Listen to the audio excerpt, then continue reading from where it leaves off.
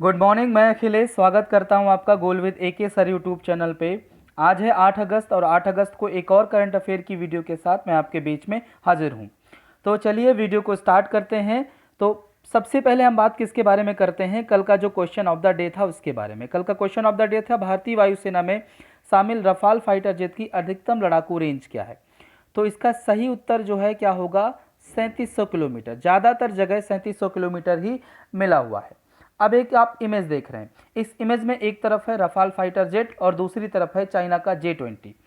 तो चाइना का J-20 है, उसी के खिलाफ जो है हमने क्या किया है, फ्रांस से रफाल फाइटर जेट को खरीदा है। तो दोनों को कंपेयर किया गया है। यहाँ पर आप इनके जो फीचर्स हैं उनको आप पढ़ सकते हैं और उसके आधार पर आप डिसाइड कर सकते हैं कौन सा फाइटर जेट ज़्यादा आपका शक्तिशाली है। चलिए आगे बात करते हैं, अगले प्रश्न की ओर बढ़ते हैं। अगला प्रश्न दिया हुआ है, यानी जो पहला प्रश्न है इस वीडियो का, कल का क्वेश्चन ऑफ द डे हो गया है। इस वीडियो का जो पहला प्रश्न है दिया हुआ है, हाल में ही YSR कांग्रेस सरकार द्वारा राज्य के लिए 3 राजधानियों के गठन पर अधिसूचना जारी की गई थी, जिस पर आंध्र प्रदेश उच्च न्यायालय द्वारा कब तक के लिए रोक लगा दी गई है। आप सब जानते हैं कि आंध्र प्रदेश सरकार क्या कर रही है, 3 राजधानियों का गठन कर रही है। उसने इसके लिए जनवरी 2020 में एक विधेयक भी विधानमंडल द्वारा पारित किया था, ठीक है। और रिसेंटली उसके इस काम पर जो है रोक लगा दी गई है, किसके द्वारा, आंध्र प्रदेश हाईकोर्ट के द्वारा। ये रोक कब तक लगी है, 14 अगस्त तक। तो इसका सही उत्तर क्या हो जाएगा, 14 अगस्त, ठीक है, याद रखिएगा इसको। अब कुछ बातें मैं आपको यहाँ पर बता दे रहा हूँ। एक इमेज यहाँ पर आप देख रहे हैं, इस इमेज में आप देख रहे हैं कि 3 राजधानियां आंध्र प्रदेश की दिखाई गई हैं, ठीक है। और इनके बीच में आप देख रहे हैं काफ़ी डिस्टेंस भी है। यही मुख्य वजह बना है कि लोग कोर्ट चले गए हैं, हाई कोर्ट चले गए हैं, जहां पर राज्य सरकार के इस फैसले को उन्होंने चुनौती दी है कि 3 राजधानियां राज्य के लिए सही नहीं रहेंगी। क्लियर है, क्या बातें हैं पूरी समझने का हम लोग आगे प्रयास करते हैं। अब देखिए, समझिए, ध्यान दीजिए, इसको थोड़ा सा अच्छे से समझना है आपको। देखिए, जनवरी 2020 में आंध्र प्रदेश विधानसभा द्वारा, जनवरी 2020 आंध्र प्रदेश विधानसभा द्वारा आंध्र प्रदेश विकेंद्रीकरण एवं सभी क्षेत्रों का समावेशी विकास विधेयक 2020 पारित किया गया था। आपको बिल का नाम याद रखना है, आंध्र प्रदेश विकेंद्रीकरण एवं सभी क्षेत्रों का समावेशी विकास विधेयक 2020 पारित किया गया था, ठीक है। अब ध्यान दीजिएगा, ये जो विधेयक पारित किया गया था, उस विधेयक को राज्य सरकार द्वारा 31 जुलाई को क्या कर दिया गया, अधिसूचित कर दिया गया। यानी इसमें जो भी बातें कही गई हैं वो क्या हो जाएंगी, अप्लाई हो जाएंगी कुछ दिन बाद, ठीक है। ये बात 31 जुलाई को राज्य सरकार के द्वारा कही गई। अब इसमें शामिल जो बातें हैं वो लागू होती उससे पहले क्या किया गया, आंध्र प्रदेश हाईकोर्ट द्वारा इस विधेयक पर, या जो कानून बन गया था उस पर 14 अगस्त तक क्या कर दी गई, अस्थायी रोक लगा दी गई है। रोक क्यों लगाई गई है, क्योंकि कई सारे लोग जो हैं इस विधेयक के खिलाफ चले गए थे, कहां पर, आंध्र प्रदेश हाईकोर्ट में, ठीक। अब इस विधेयक में क्या था, प्रस्ताव क्या था, यह विधेयक क्या, अब तो कानून बन गया था, यह अधिनियम राज्य के लिए 3 राजधानियों का मार्ग प्रशस्त करता है, ठीक है। और जिस पर अभी 14 अगस्त तक के लिए क्या लग गई है, रोक लग गई है। अब 3 राजधानियों की बात करें तो एक आपकी अमरावती विधायी राजधानी, दूसरी विशाखापट्टनम कार्यकारी राजधानी और तीसरी कुर्नूल न्यायिक राजधानी। एक बार यहां पर भी उस मैप को देख लीजिए, ये तीनों राजधानी आपको दिख रही होंगी। क्लियर है, चलिए अब आगे अगर हम बात करें तो एक पॉइंट आप देख लीजिए। एक प्रश्न आपसे पूछा जा सकता है कि एक से अधिक राजधानी वाले क्या और भी भारतीय राज्य हैं। तो 3 राज्य थे इससे पहले, एक तो आपका अभी समाप्त हो गया कुछ दिन पहले, जम्मू कश्मीर, वो नहीं बचा, ठीक है। वहां पर भी 2 राजधानियां थी, जम्मू और कश्मीर, लेकिन अब वो है नहीं। 2 अभी भी बचे हुए हैं। महाराष्ट्र की 2 राजधानियां हैं, मुंबई और नागपुर। नागपुर इसकी ऐसी राजधानी है जहां पर राज्य विधानसभा का शीतकालीन सत्र चलता है, ठीक है। हिमाचल प्रदेश की भी 2 राजधानियां हैं, शिमला और धर्मशाला। धर्मशाला में हिमाचल प्रदेश का शीतकालीन सत्र चलता है, हिमाचल प्रदेश विधानसभा का शीतकालीन सत्र का आयोजन होता है, ठीक है। चलिए अब बात करते हैं प्रश्न नंबर 2 की। अब प्रश्न नंबर 2 क्या दिया हुआ है वो आप समझ लीजिए। दिया हुआ है, हाल में ही किसके द्वारा शिक्षा पर महामारी के प्रभाव पर अपनी नीति के बारे में संक्षिप्त जानकारी दी गई है। महामारी की बात कर रहा है, यानी किसकी बात कर रहा है, ये कोविड-19 की, कोरोना की बात कर रहा है। तो एजुकेशन पर कोरोना का क्या प्रभाव पड़ा है उसके बारे में संक्षिप्त जानकारी दी गई है, किसके द्वारा, संयुक्त राष्ट्र संघ के द्वारा। अब कुछ मुख्य फैक्ट क्या इसने बताए हैं उन पर बात कर ली जाए। देखिए, 2 पॉइंट इसके हम लोग यहां पर ले लेते हैं। पहला पॉइंट है, महामारी के कारण शिक्षा प्रणालियों में अव्यवस्था होने से संपूर्ण विश्व में 1.6 बिलियन से अधिक शिक्षार्थी प्रभावित हुए हैं। यानी 1.6 बिलियन से अधिक जो विद्यार्थी हैं या शिक्षार्थी हैं वो क्या हुए हैं, आपके प्रभावित हुए हैं। ठीक है, कोविड-19 के कारण। दूसरा, कोविड-19 के कारण आर्थिक गिरावट होने के कारण लगभग 24 मिलियन बच्चों के समक्ष अगले साल स्कूल में लौट नहीं सकने का संकट है। यानी 24 मिलियन बच्चा जो है वो अगले साल आपका नहीं आ पाएगा। ठीक है, वापस स्कूल नहीं आ पाएगा क्योंकि उसकी फाइनेंशियल कंडीशन क्या हो गई है, कोविड-19 के कारण बहुत खराब हो गई है। और भी कई सारी इसमें बातें कही गई हैं। 2 फैक्ट मैंने इसके उठा लिए थे। किसकी रिपोर्ट है? संयुक्त राष्ट्र संघ की रिपोर्ट है। चलिए आगे बढ़ते हैं, अगला प्रश्न देखते हैं। बहुत अच्छा प्रश्न है ये, एक झटका है सबके लिए जो अमेरिका में जाकर आईटी सेक्टर में नौकरी ढूंढते हैं उनके लिए। हाल में ही किस देश के राष्ट्रपति ने H1B, ये H बीच में 1 लिखा है, आई नहीं, ठीक है, H1 ये है आपका H1B वीजा धारकों को नौकरी ना देने से रोकने वाले आदेश पर हस्ताक्षर किए। आप सभी जानते हैं, यहां पर एक आप इमेज देख रहे हैं, यही है H1B वीजा की। और ये वीजा किसके द्वारा प्रोवाइड किया जाता है? अमेरिका के द्वारा प्रोवाइड किया जाता है। इस पर अभी हम आगे बात करने वाले हैं। तो क्या हो जाएगा इसका उत्तर? इसका उत्तर हो जाएगा यूएस, अमेरिका। अमेरिका के राष्ट्रपति जिनको हम डोनाल्ड ट्रंप के नाम से जानते हैं, इन्होंने क्या किया है, ये ऐसे प्रस्ताव पर हस्ताक्षर किए हैं कि H1B वीजा के तहत जो भी यहाँ पर गैर प्रवासी लोग रह रहे हैं उनको नौकरी ना दी जाए, उनके स्थान पर जो लोकल अमेरिकन है उनको, यहाँ के जो मूल निवासी हैं उनको नौकरी दी जाए, क्योंकि कोविड-19 के कारण लाखों अमेरिकियों की नौकरी जो है पहले ही जा चुकी है। ठीक है, तो ट्रंप भाई साहब ने ऐसा कर दिया है। अब इसके प्रभाव क्या होंगे, तमाम सारी चीज़ों को हम लोग समझने का प्रयास करते हैं। देखिए, ध्यान दीजिएगा कि हाल में ही अमेरिका के राष्ट्रपति डोनाल्ड ट्रंप द्वारा संघीय एजेंसियों द्वारा H1B वीजा धारकों को नौकरी न देने से रोकने संबंधी कार्यालयीय आदेश पर हस्ताक्षर किए हैं।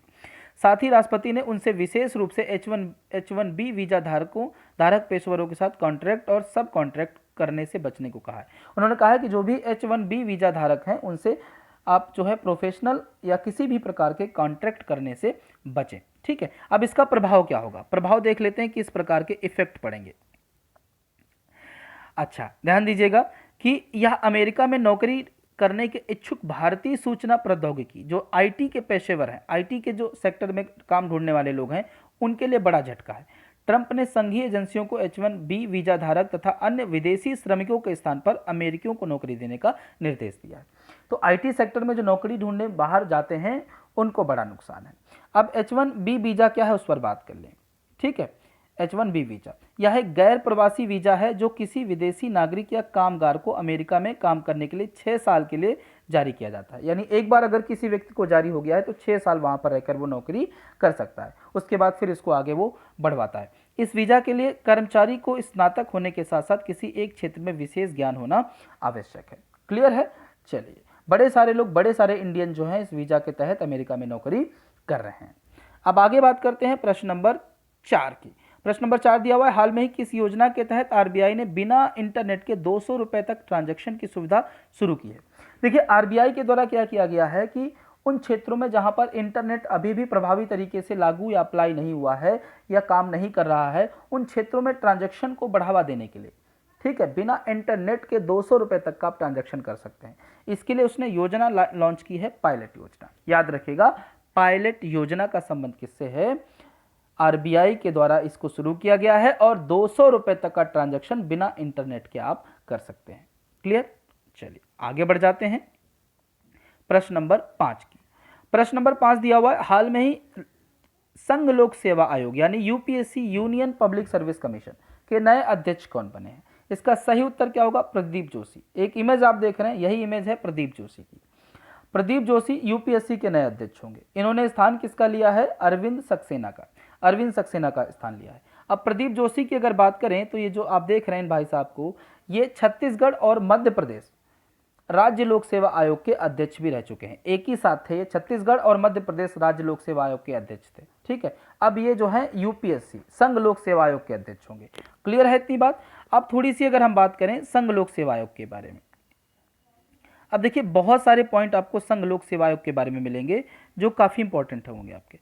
प्रथम लोक सेवा आयोग की स्थापना 1926 को हुई थी। यानी जो अभी संघ लोक सेवा आयोग है वो पहले क्या था? लोक सेवा आयोग था। और इसकी स्थापना कब हुई थी?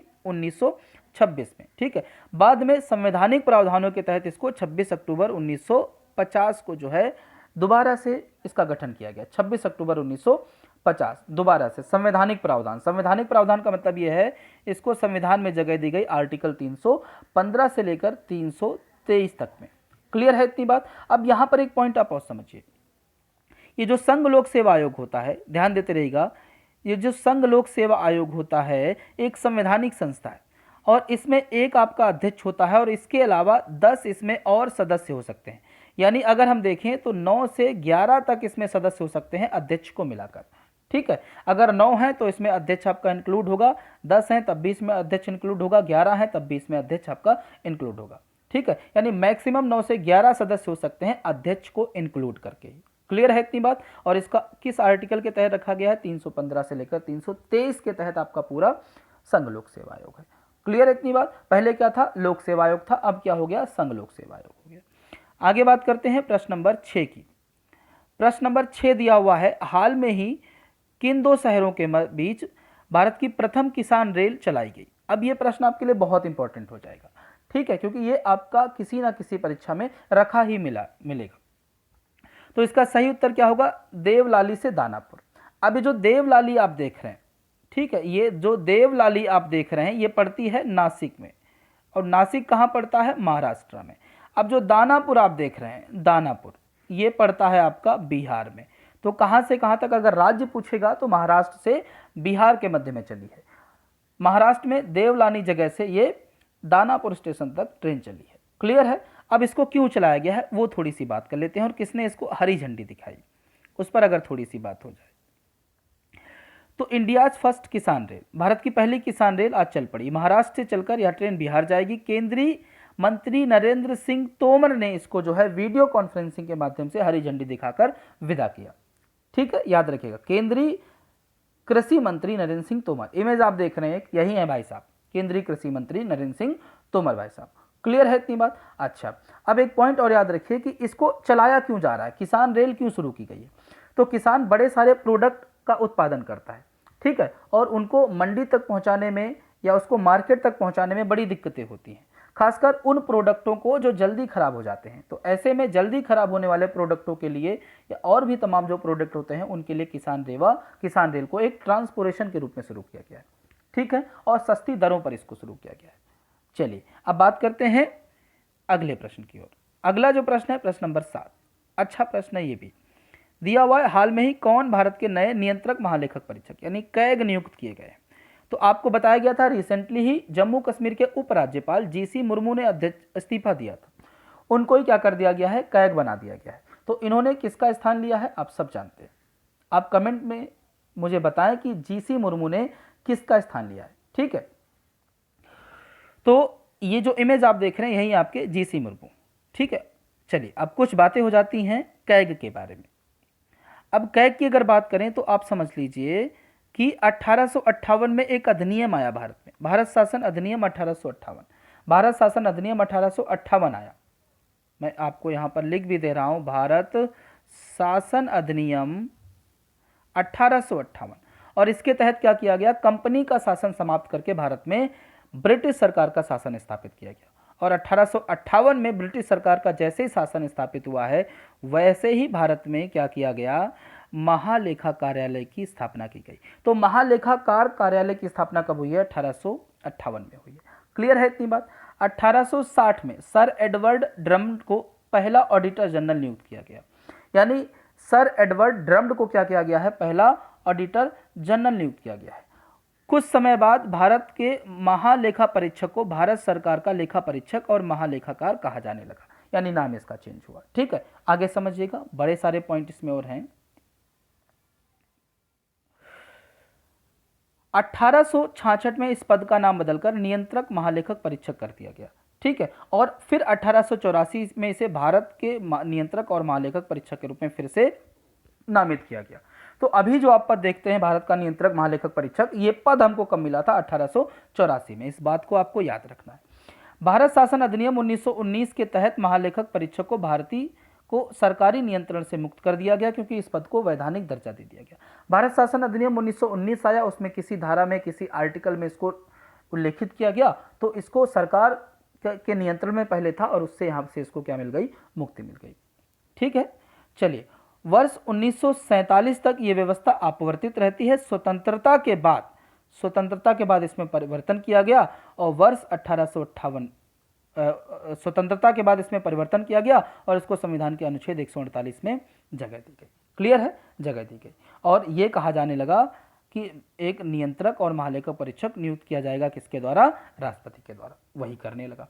वर्ष 1958 में कैग के क्षेत्राधिकार में जम्मू कश्मीर भी शामिल किया गया, यानी 1958 से पहले जम्मू कश्मीर कैग के नियंत्रण में नहीं था और 1976 में कैग को लेखांकन कार्यों से मुक्ति दी गई, अब वो केवल ऑडिट वाला काम करता है।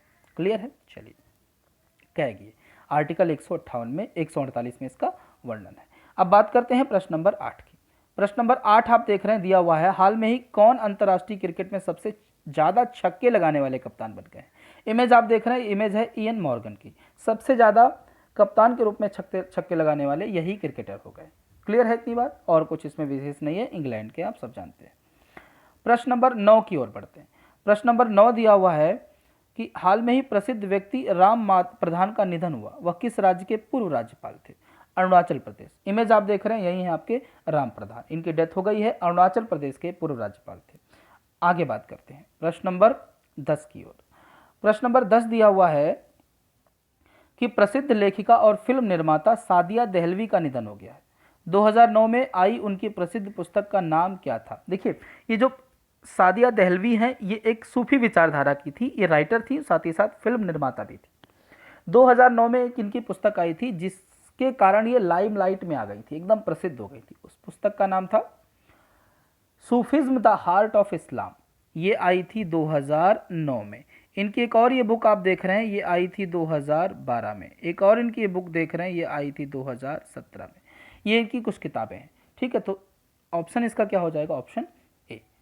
क्लियर है, एक इमेज देख रहे हैं, यही आपकी सादिया देहलवी, ये इमेज जो आपको दिखाई दे रही है, यही आपकी सादिया देहलवी। अच्छा, अब बात करते हैं प्रश्न नंबर 11 की। प्रश्न नंबर 11 दिया हुआ है कि हाल में ही श्रीलंका में हुए आम चुनाव में किस पार्टी की जीत हुई है। इसका उत्तर हो जाएगा Sri Lanka people's party, Sri Lanka people's party SLPP, इसकी जीत हुई है। ठीक है, और कुछ बातें इस पर हो जाती हैं श्रीलंका पीपल्स पार्टी और वहाँ पर जो चुनाव हुए उनके नतीजों की अगर हम बात करें तो कुछ पॉइंट आप समझ लीजिए। पीएम महिंद्रा राजपक्षे की श्रीलंका पीपल्स पार्टी SLPP ने 2/3 बहुमत से आम चुनाव जीते हैं। क्लियर है, जैसे मोदी जी जीते थे। 5 अगस्त 2020 को श्रीलंका में संसदीय चुनाव के बाद पूर्व मंत्री साजिद प्रेमदास की समागी जन बलगावा मुख्य विपक्षी पार्टी बन गई, यानी SJB मुख्य विपक्षी पार्टी बन गई है। पूर्व प्रधानमंत्री रानिल विक्रमसिंघे की यूनाइटेड नेशनल पार्टी केवल एक ही सीट जीत पाई है। ठीक है, चलिए UNP श्रीलंका की सबसे पुरानी पार्टियों में से है, यानी कांग्रेस जैसी इसकी हालत हो गई है। अब श्रीलंका की अगर बात करें तो श्रीलंका की अगर बात करें तो यहाँ पर एक इमेज देख रहे हैं, यही है आपका श्रीलंका। ठीक, एशिया में एक द्वीपीय देश है, बंगाल की खाड़ी के दक्षिण पश्चिम में स्थित है या अरब सागर के दक्षिण पूर्व में स्थित है। राजधानी की बात करें कोलंबो है, इसकी मुद्रा श्रीलंकाई रुपया है और गोपतया राजपक्षे यहाँ के राष्ट्रपति हैं। उम्मीद कर रहा हूँ ये प्रश्न भी आपको समझ में आया होगा। प्रश्न नंबर 12 की ओर बात करते हैं। प्रश्न नंबर 12 की अगर बात की जाए, दिया हुआ है हाल में BCCI द्वारा चीनी मोबाइल कंपनी वीवो की IPL से स्पॉन्सरशिप समाप्त कर दी गई है। वीवो का अनुबंध कब से कब तक था। अब जैसा देख रहे हैं कि बाइकॉट चाइना काफ़ी दिन से चल रहा है, जिसके तहत पहले 59 जो है चाइनीज़ ऐपों को बैन किया गया था, उसके बाद 47 और चाइनीज़ ऐपों को बैन किया गया है, और भी चाइनीज़ ऐप हैं जिनको बैन करने की मांग उठ रही है। हमने चीन से टीवी निर्यात जो आयात जो करते हैं उस पर प्रतिबंध लगा दिया है, तमाम सारी चीज़ें कर रहे हैं। तो अगर 2020 का जो आपका वीवो IPL होना है जो कि UAE में होगा, वहाँ पर अगर वीवो उसको स्पॉन्सरशिप करती है तो गलत था। तो ऐसे में BCCI ने उसकी स्पॉन्सरशिप क्या कर दी है, समाप्त कर दी है। उसका जो अनुबंध था वो 2018 से लेकर 2022 तक का था। ठीक है, उससे पहले उसका अनुबंध क्या कर दिया गया है, समाप्त कर दिया गया है। BCCI के बारे में आपको पिछले वाले करंट के वीडियो में ही बता दिया गया था। अब चलिए आज के क्वेश्चन ऑफ द डे की बात करते हैं। आज का क्वेश्चन ऑफ द डे क्या है, समझिए। अच्छा प्रश्न, महाराष्ट्र में ने स्कूलों में डिजिटल शिक्षा उपकरण पेश करने के लिए गूगल के चलिए इस प्रश्न को थोड़ा सा अपडेट करना पड़ेगा। आज का क्वेश्चन ऑफ डे मैं नहीं दूंगा, क्योंकि चलिए मैं ऐसे ही आपसे पूछ देता हूँ, ठीक है। आपको ये प्रश्न तो इसमें इसका उत्तर मैंने लिख दिया है गूगल के साथ, ठीक है, गूगल के साथ उसने साझेदारी की है। अब दूसरा प्रश्न मैं आपको आज दे रहा हूँ, मैं आपको जीएस से क्वेश्चन देता हूँ, ठीक है। आपको ये बताना है कि जो आर्टिकल, जीएस का क्वेश्चन मैं आपको दे रहा हूँ, जो आपको कमेंट बॉक्स में बताना है, पॉलिटी से रिलेटेड है। एक आर्टिकल मैं आपको दे रहा हूँ, आर्टिकल 143, ये किससे संबंधित है? 143 143 जो अनुच्छेद है वो किससे संबंधित है, और पूरा डिटेल इसका कमेंट आप कीजिएगा, ठीक है। आज का वीडियो यहीं तक रखेंगे। वीडियो अगर आपको पसंद आया हो तो वीडियो को लाइक और चैनल को सब्सक्राइब करना बिल्कुल मत भूलें। और प्लीज़ आप कम से कम कमेंट करके मुझे मोटिवेट करते रहें, क्योंकि वैसे भी आप जानते हैं सब्सक्राइबर कम हैं और इतनी मेहनत से वीडियो बनता है, और आप नहीं बताएंगे कैसा बना है, बुरा बना है, अच्छा बना है, क्या कमियां हैं, तो फिर अगर ये आप नहीं बताएंगे तो मुझे कैसे पता चलेगा, ठीक है। तो आप कमेंट करके बताते रहें और मुझे मोटिवेट करते रहें। Thank you very much.